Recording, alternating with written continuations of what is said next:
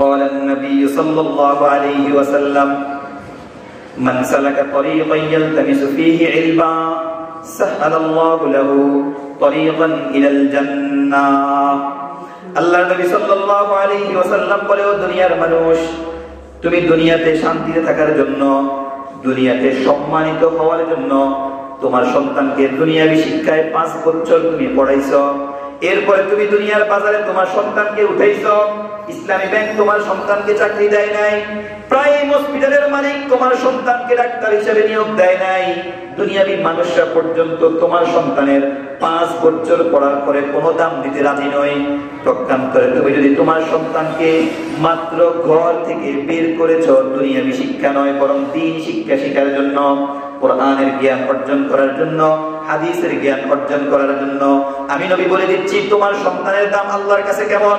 আল্লাহ রাব্বুল আলামিন আমাকে বলেছেন, হে নবী আপনার উম্মতদেরকে বলে দেন, মান সালাকা তরিকান ইয়ালতামিসু ফীহি ইলমা, যেই বান্দা দুনিয়াতে ঘর থেকে বের হবে মাত্র দ্বীনি শিক্ষা শেখার জন্য, এখনো মাদ্রাসায় যায় নাই, এখনো ভর্তি ফরম পূরণ করে নাই, এখনো ক্লাসে বসে নাই, এখনো একটা অক্ষর শিখে নাই, বই পর্যন্ত কিনে নাই, সাহালাল্লাহু লাহু বিহি তরিকান ইলাল জান্নাহ।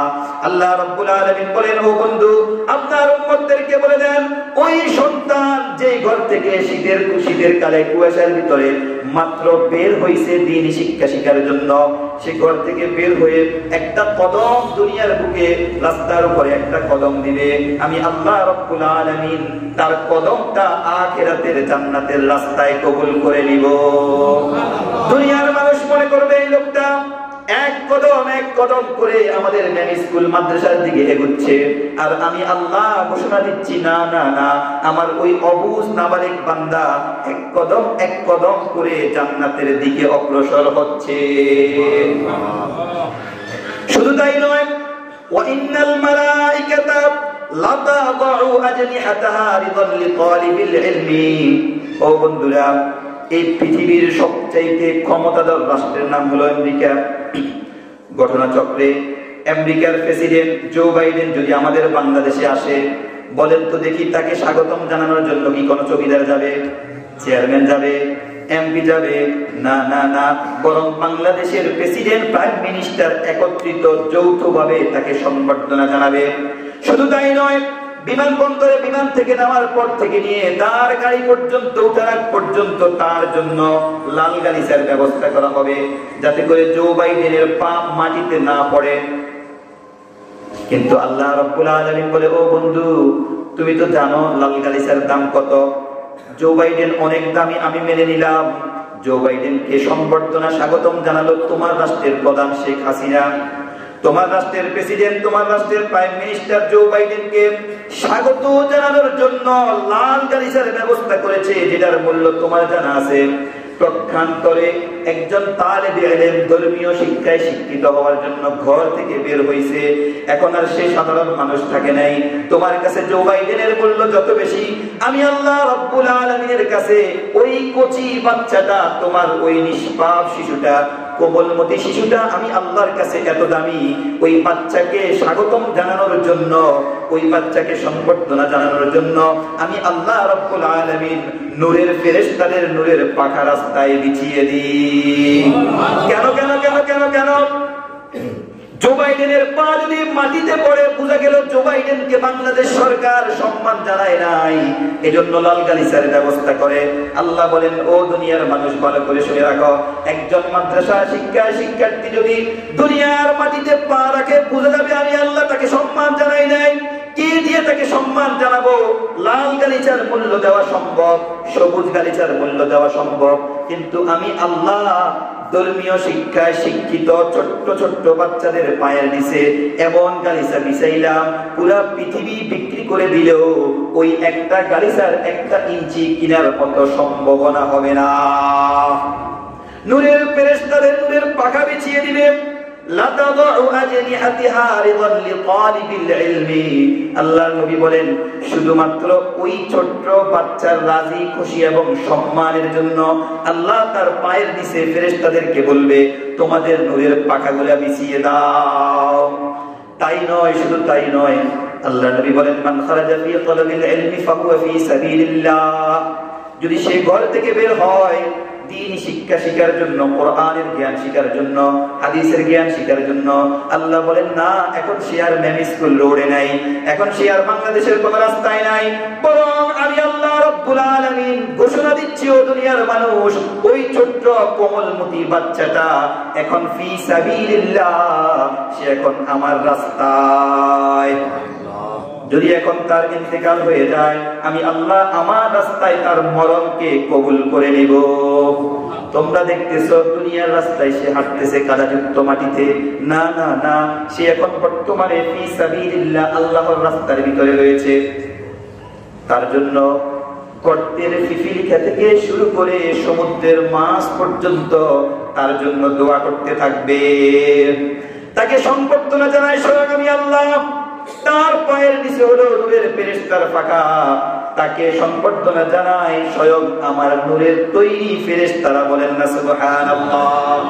এই তো হলো মাত্র, এখনো তার পড়ালেখা শুরু হয় নাই, ভর্তিও হয় নাই, মাত্র ঘর থেকে বের হলো। ওই ছোট্ট বাচ্চারা যখন হাঁটি হাঁটি পা পা করে মাদ্রাসার ভিতরে ঢুকলো, মাদ্রাসার উস্তাদ তাকে সবক দিল, ও বাচ্চারা পড়ো বিসমিল্লাহির রহমানির রহিম। অর্থ হলো আমি শুরু করিলাম ওই মহান আল্লাহর নামে, যিনি পরম করুণাময় দয়ালু। আল্লাহ রাব্বুল আলামিন বলে, ও ফেরেশতারা দেখো তো, আমার এই নাবালেক অবুঝ বাচ্চাটা যে আমাকে ঘোষণা দিচ্ছে আমি আল্লাহ দয়ালু, ওর মাতা পিতা কি কেউ মারা গেছে কিনা? যদি ওর মা অথবা বাবা অথবা দুইজনের কোনো একজন কিংবা দুজন মৃত্যুবরণ করে, আর দুনিয়ায় থাকা অবস্থায় কোন রকমের কোন গুনাহের কারণে যদি কবরের ভিতরে শাস্তি ভোগ করতে থাকে, আল্লাহ রাব্বুল আলামিন ডাক দিয়ে বলে, ও কবরের ফেরেশতারা, জাহান্নামের ফেরেশতারা, আমার যেই ছোট্ট বাচ্চা আমাকে রহমান বলে স্বীকারোক্তি দিয়েছে, তার বাবার কবরের আযাব তুমি এখনই বন্ধ করে দাও। ফেরেশতা জিজ্ঞাসা করে, আল্লাহ কোন কারণ? আল্লাহ বলে, যেখানে একটা নাবালিক বাচ্চা আমাকে না জেনে না শুনে না দেখে আমাকে বলতেছে নাকি আমি আল্লাহ দয়ালু, এখন আমি দয়ালুর বুঝি কাজ এটা হবে তার বাবাকে শাস্তি দেওয়া? বরং আমি যদি প্রকৃতপক্ষে দয়ালু হই, তার দয়ালু ঘোষণা দেওয়ার সঙ্গে সঙ্গে তার বাবার উপরে দয়া করা এখন আমার জন্য আবশ্যক। এই নাবালিক বাচ্চার বিসমিল্লাহ পড়ার সঙ্গে সঙ্গে আল্লাহ রাব্বুল আলামিন চাইলে তার বাবা মাকে সঙ্গে সঙ্গে মাফ করে দিতে পারে। এই তো হলো মাত্র দুনিয়াতে, এই তো হলো মাত্র দুনিয়াতে। আল্লাহ নবী বলেন, এই বাচ্চাটা এখনো পর্যন্ত নার্সারি পড়ে নাই, প্লে পড়ে নাই, কেজি 1 কেজি 2 কেজি 3 শেষ করে নাই, মাত্র মাদ্রাসায় ভর্তি হয়েছে। সঙ্গে সঙ্গে আল্লাহর দরবারে এত দামি হয়ে গিয়েছে, যেখানে আল্লাহ রাব্বুল আলামিন ফেরেশতাদের নূরের পর বিছাইয়া তাকে স্বাগতম জানায়, যেখানে আল্লাহ রাব্বুল আলামিন তাকে জান্নাতের দিকে অগ্রসর করে নিয়ে যায়, যেখানে তার একটা বাক্যের মাধ্যমে আল্লাহ তার মাতা পিতাকে মাফ করে দেয়।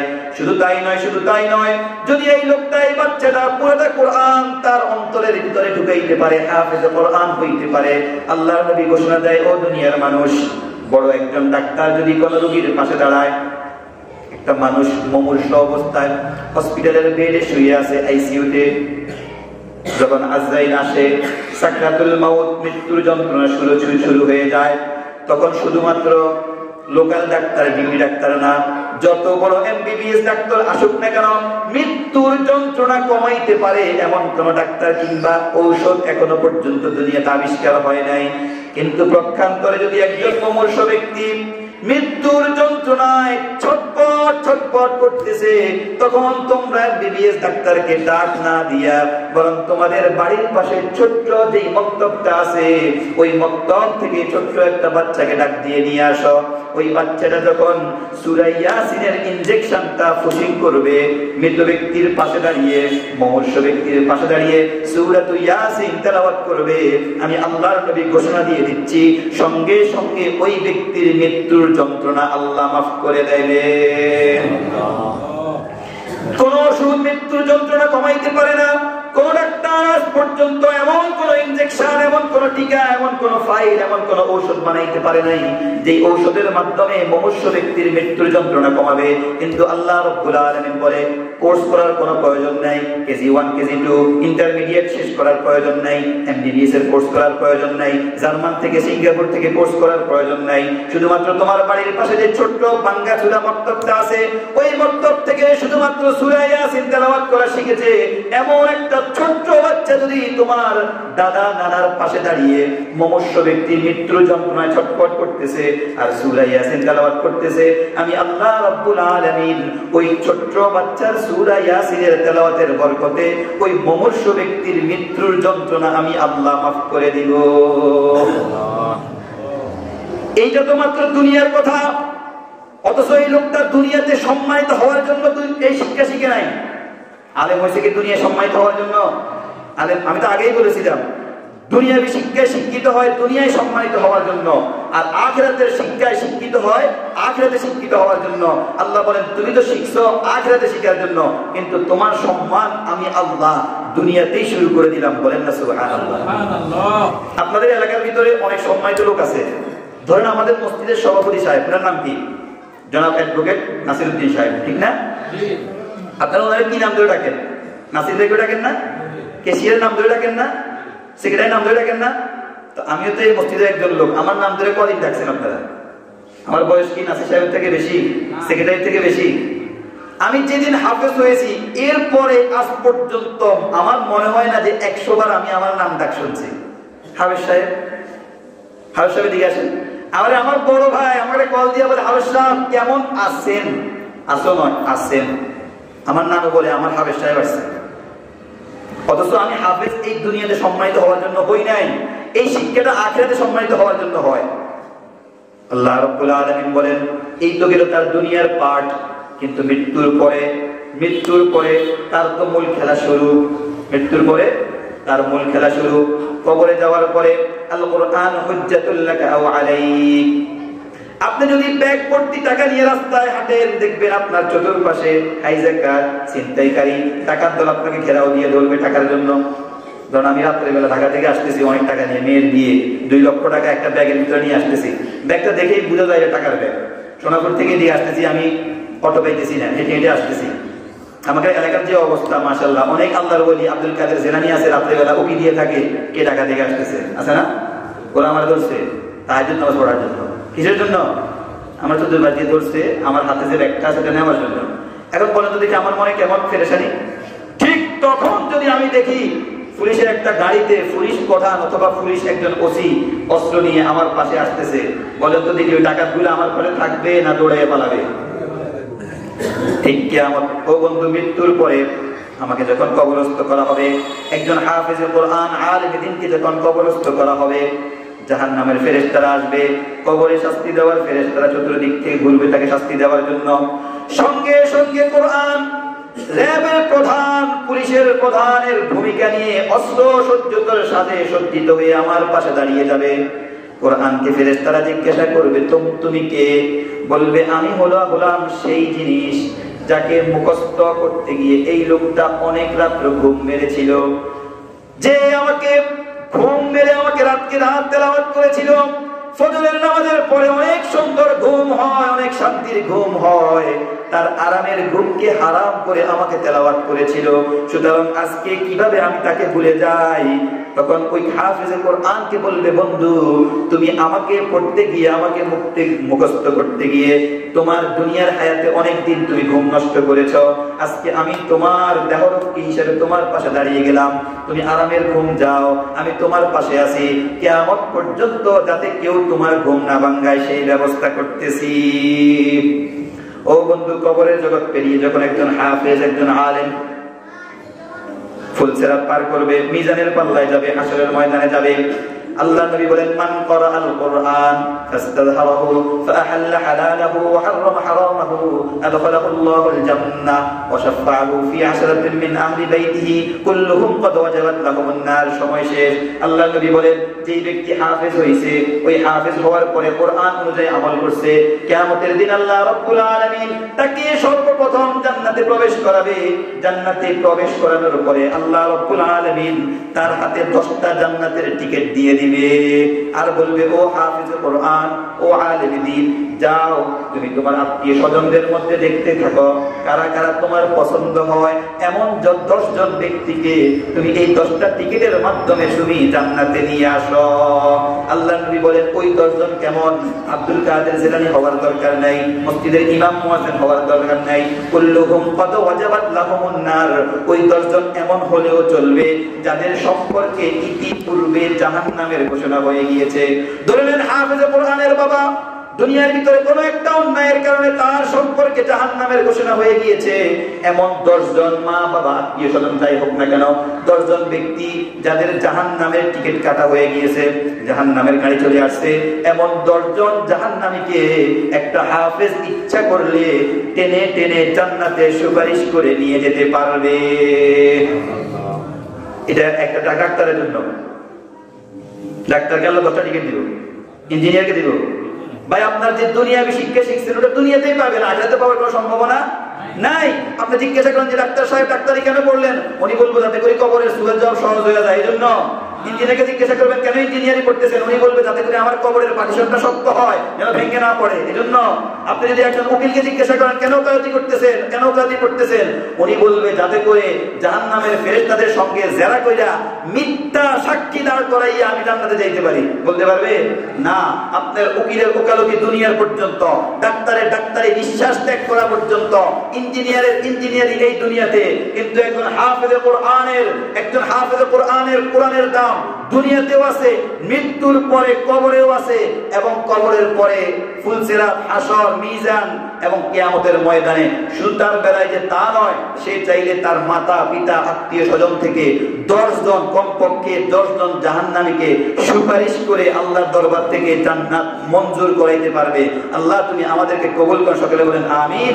এজন্য ভাই বন্ধুরা, ডিসেম্বর মাস বিভিন্ন মাদ্রাসায় ভর্তি চলতেছে। আমি হাফেজ কোরআন হইতে পারি নাই, আমি আলেম হইতে পারি নাই, অন্তত আমার একটা সন্তান, আমার একটা নাতিকে ধর্মীয় শিক্ষার দিকে দিয়ে যাব, ধর্মীয় শিক্ষায় শিক্ষিত করব। ভাই, রিজিকের মালিক আল্লাহ। স্কুলে পড়ছে, ডাক্তার হয়েছে, খাইতে পারে না, কিন্তু মাদ্রাসায় পড়ছে আলহামদুলিল্লাহ, গোস্ত ছাড়া এক নেলাও আমরা ধরতে পারি না।